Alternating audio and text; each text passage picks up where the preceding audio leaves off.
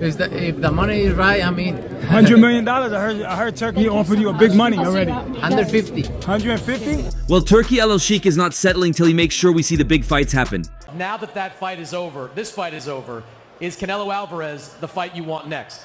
Well, you know what I say. If the money's right, we got to fight. But at the same time, you know, he got to fight. He made Crawford and Madrimov happen, and now he has made Canelo accept Crawford's fight.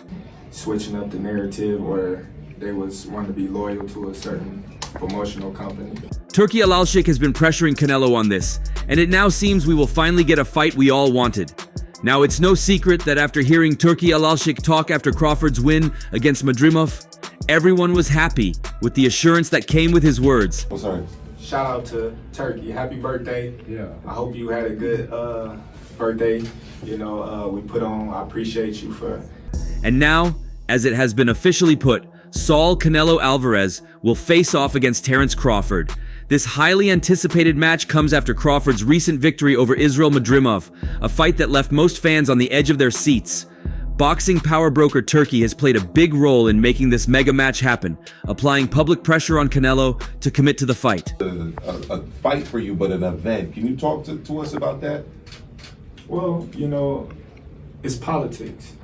Politics was blocking me out. Al-Sheikh was ringside for Crawford's win over Madrimov, and he saw firsthand the determination and skill that Crawford brought to the ring. Despite leading on the scorecards and earning a unanimous decision, Crawford had to work hard for his victory. This performance left some wondering if he was truly ready to leap into a fight against Canelo at super middleweight, especially after battling Madrimov. How much have you enjoyed this so far? So much. Of course, so much. However, Al-Sheikh was not shaken. An hour before Crawford's bout with Madrimov, he sent a powerful message to Canelo. This message was broadcast on DAZN, PPV, PPV.com, ESPN Plus, and Prime Video, reaching millions of boxing fans around the world. Let me tell you what the real fight is. It's not Crawford and Canelo. It's Canelo versus Turki Al-Sheikh. Al-Sheikh's message was clear and concise. If he's smart, he'll accept. These words brought pressure to Canelo, and well, it finally paid. Not even Canelo himself wants to be seen as not smart. Sure, that view was there when he took Berlanga instead of Benavidez, but now he seems to be coming back to his senses. Well, at least to most of his fans. Look, I think, you know, Berlanga doesn't have the experience that Canelo has. So I think it's a fight where he has to bring it to Canelo. As the fight night progressed, it became clear that Crawford's performance, while hard fought, was not enough to discourage the plans for the super middleweight bout. Instead, it added fuel to the fire, increasing the anticipation for the upcoming fight. Crawford showed grit and resilience against Madrimov, qualities that will be essential when he steps into the ring with Canelo. Has the Canelo fight, you know, realistically left your mind once he said he's not interested, or you still pursuing it? Not at all. You know, I think business talk. And now, the decision has been made and the fight is on. The fight between Canelo and Crawford promises to be one of the most exciting in recent boxing history. Crawford, known for his tactical skills and tenacity, will face Canelo. And fans are already debating who will come out on top, with each fighter bringing their unique strengths to the ring. I don't know. I mean, it's one for him. I mean, I wouldn't think that Canelo watched Crawford on Saturday and was afraid of fighting him at 68. I think for Canelo, it's more about the credibility he gets through victory. While all this is on the table, we can all agree that Crawford's move to super middleweight is a bold one, and it shows his willingness to take risks and challenge himself against the best. Despite some doubts about his readiness after the Madrimov fight, Crawford is confident and ready to take on Canelo. This fight will be a true test of his abilities and will undoubtedly cement his place in boxing history, win or lose.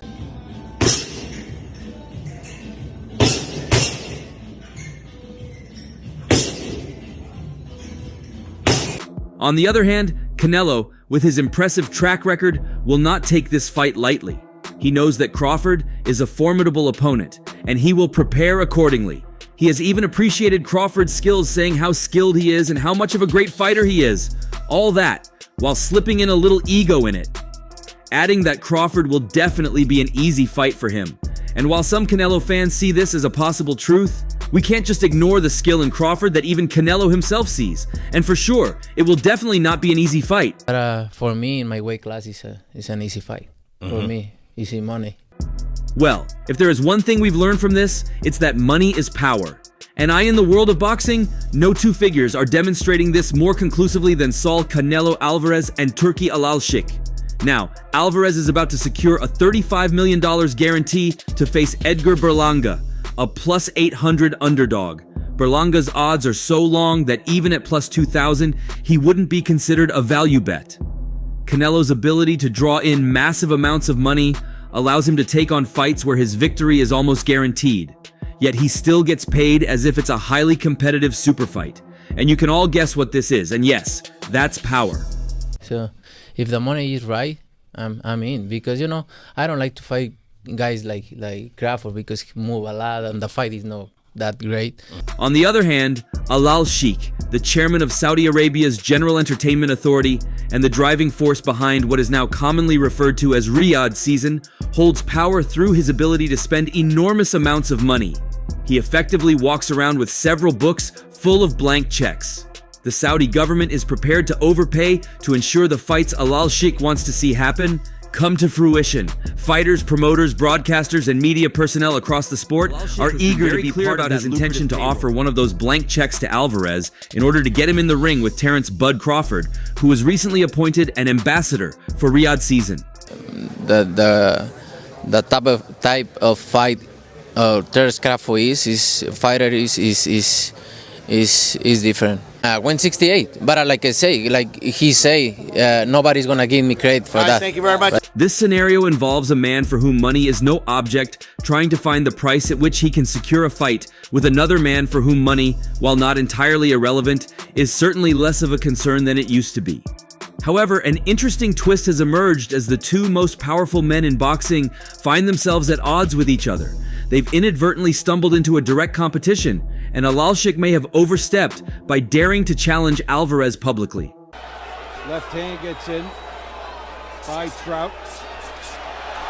Just missed with a... The influence of Saudi money has made it possible for UFC 306 to be scheduled at the Sphere in Las Vegas on September 14th, with Riyadh season sponsoring the mixed martial arts pay-per-view event. Coincidentally, on the same date, about 2 miles away at the T-Mobile Arena, Alvarez will be fighting Berlanga, also on pay-per-view. This sets the stage for a direct competition between two major events. The extent of this competition remains uncertain. It's often said that there is around a 5% overlap between boxing and MMA fans, though this figure is not verified. While it might seem quite tiny, a 5% difference can matter. For instance, if a pay-per-view event expects to sell 500K PPVs, a 5% reduction means a loss of 25,000 viewers, which is not trivial.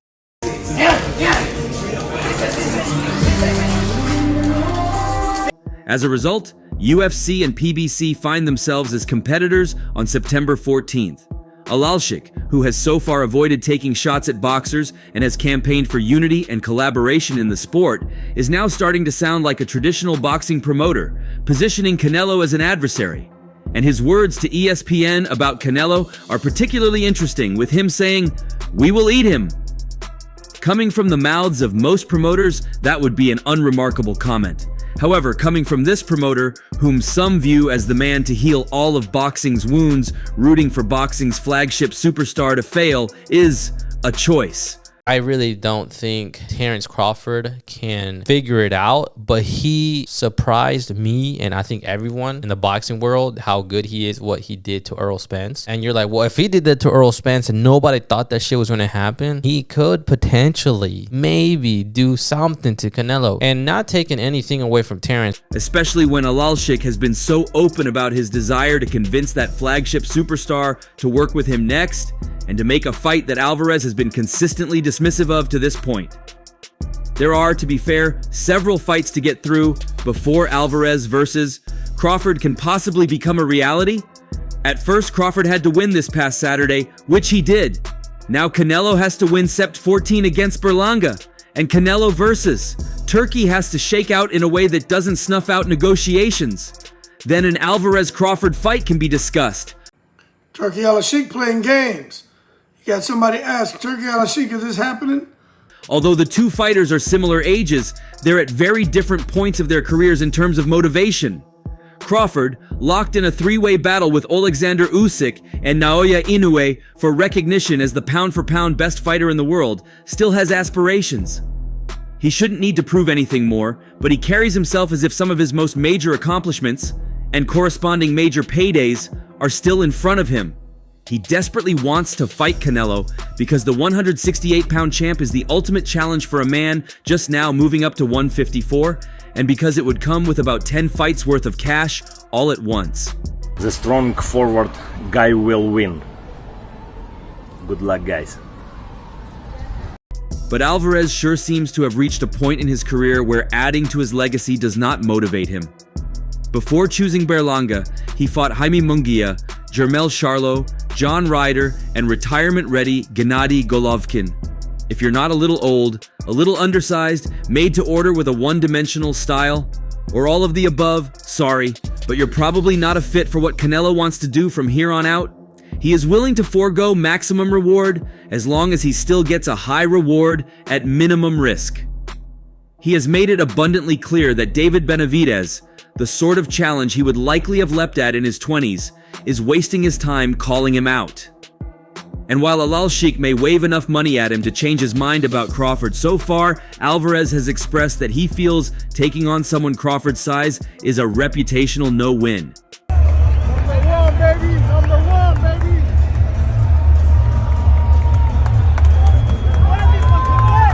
PPV.com's Jim Lampley summed it up perfectly when speaking to Boxing Scene's Lance Pugmire this week.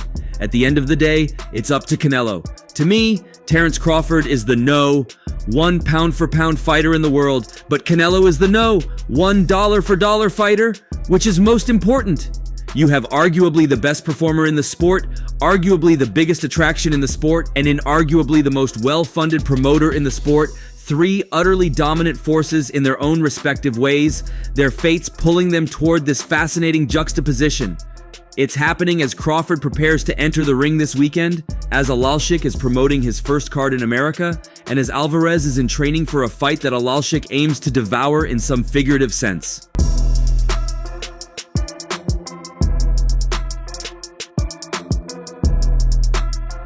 There's an undeniable complexity to the situation. Crawford, with his impeccable record and relentless drive, stands at a pivotal moment in his career. His motivation to fight Canelo isn't just about the challenge, it's about the monumental payday and the historical significance of defeating a boxer of Canelo's caliber. Crawford's career has been built on taking the toughest fights, proving himself repeatedly, and this potential match with Canelo represents the pinnacle of that journey. On the flip side, Canelo's career strategy appears more calculated. He's at a stage where his choices reflect a balance between risk and reward. The names on his recent fight card, Munguia, Charlo, Ryder, Golovkin, suggest a pattern. These fighters, while talented, were strategically chosen. They presented challenges that were manageable, ensuring Canelo's continued dominance without jeopardizing his standing.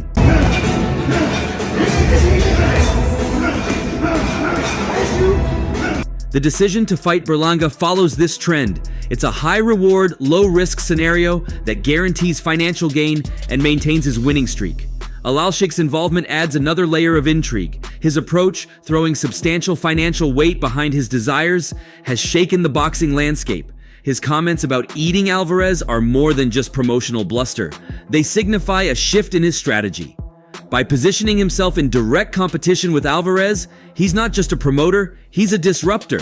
His financial backing means he can make offers that are hard to refuse even for a seasoned fighter like Canelo. The UFC 306 sponsorship on the same night as Alvarez's fight is a bold move, a clear message that Alal Sheikh is willing to go head-to-head with the sport's biggest names. Heard Turki Ali Sheikh say that he sent you an offer, possibly to face Crawford for coming up here. Is that true, or what happened with that? No, I don't have any offer. Well, with that, we do know that we'll see Canelo fighting Crawford soon, and this fact has brought around a lot of reactions. Eddie Hearn has a strong opinion on the potential fight between Terence Crawford and Saul Canelo Alvarez. Hearn believes Crawford won't beat Canelo because of the weight difference. He's not just talking about 168 pounds, he's talking about a guy who will be 185 pounds in the ring. It's a strange fight, but sometimes these fantasy fights get made. Hearn isn't sure this fight will get made though. He doesn't think Canelo is eager for this matchup. Canelo probably feels like beating a 147-pound or 154-pound guy won't earn him much credit. Sort of plan for Crawford against Canelo. He can't started fight at 135. That was at 154. Listen, he had trouble against. No, the trouble he had against Madrimov wasn't necessarily because of the size. It was a little bit because of that. He might think, what do I get out of beating a guy from those lower weight classes? Hearn suggests that Canelo would take the fight if the business side is right.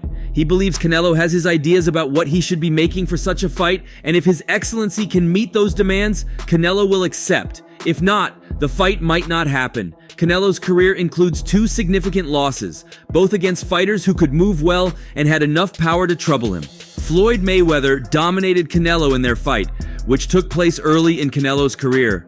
Mayweather picked him off and avoided his power shots, showcasing a level of skill and experience that Canelo had yet to attain.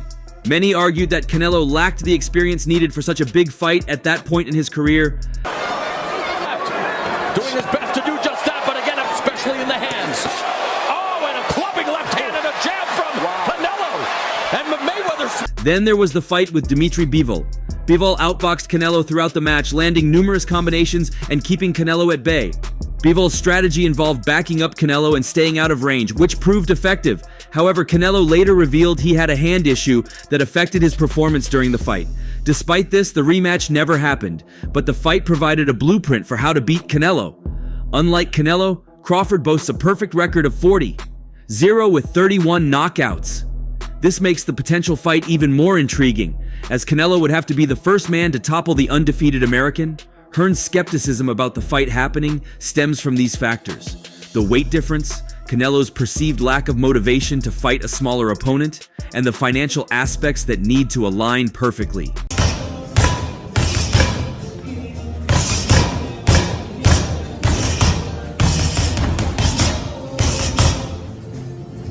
It's not only Hearn that had something to say on this. Evander Holyfield also shared the same view. When Evander Holyfield was asked about Terence Crawford moving up 21 pounds to face Saul Canelo Alvarez, he was visibly shocked by the idea. Holyfield, known for his insightful boxing perspectives, expressed skepticism about Crawford's chances against Canelo, predicting that the bigger man would have the upper hand. "It's going to be hard for Crawford to beat Canelo," Holyfield said. Well, he definitely have power, Part of the game is not to get hit by the power, So the thing is that I knew I eventually had to fight him because he knocked everybody out. He described Canelo as real basic, but he's a good fighter, indicating that while Canelo may not be flashy, his size and skill make him a formidable opponent. Many boxing fans might share Holyfield's sentiment after seeing Crawford's performance against Israel Madrimov, which was solid yet competitive. Crawford, who fought at super welterweight, showed skill but faced challenges in that weight class, making Holyfield's prediction seem more plausible. After the fight, Crawford was asked about the significance of a potential bout with Canelo. Crawford responded with a pragmatic attitude, focusing on the financial aspect. "You know what I say? If the money's right, we gotta fight," he stated. Now that fight is over, this fight is over, is Canelo Alvarez the fight you want next? Well, you know what I say. If the money's right, we got to fight. But at the same time, he got to fight, that he's focused on. I'm going to go back to my family.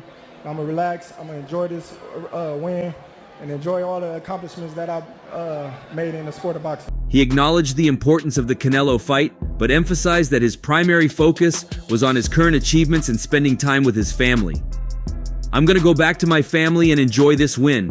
Enjoy all the accomplishments that I've made in the sport of boxing." Crawford also touched on his ability to fight at 168 pounds, suggesting that he is physically capable of competing at that weight. "I'm pretty sure he could fight at 168. This guy is big.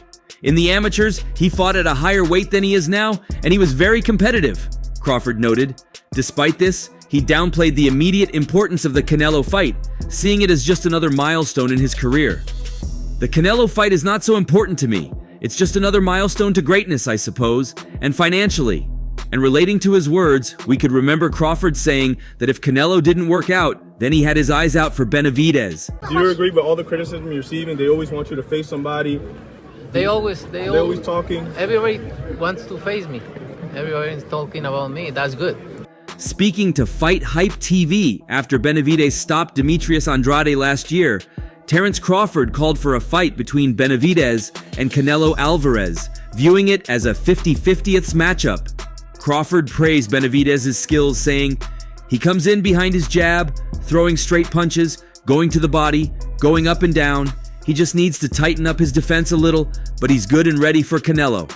Crawford emphasized the even nature of the fight. "I still got it as a 50-by-50 fight. Benavidez is good, but Canelo is great. Different styles, different types of fighters. We've just got to see the fight."